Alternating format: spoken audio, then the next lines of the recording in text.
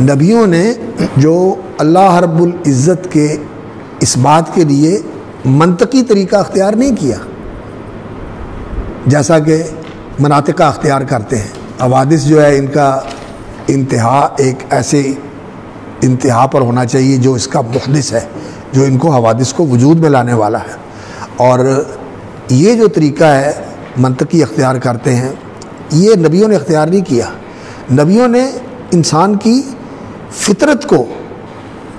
مخاطب کیا ہے، اور انہوں نے کہا ہے کہ افی اللہ شک فاطر السماوات والارض، اللہ کے بارے میں بلا شک ہو سکتا ہے جو آسمان و زمین کو پیدا کرنے والا ہے، اور ام خلقوا من غیر شیء هم الخالقون، کسی بنائے بغیر بن گیا ہے، یہ انسان نے خود بنایا ہے۔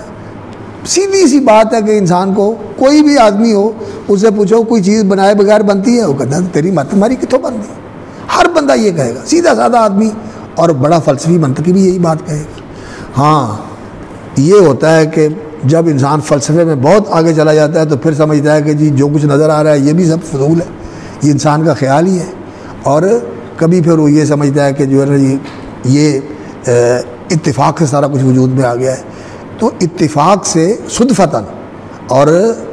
سڈنلی اچانک یہ چیز کائنات وجود میں آ گئی ہے۔ تو یہ سائنٹسٹ اور فلسفی جا کر یہ بات کرتے ہیں، کوئی عقل والا آدمی بات نہیں کرتا، عقل والا کوئی آدمی بات نہیں کرتا۔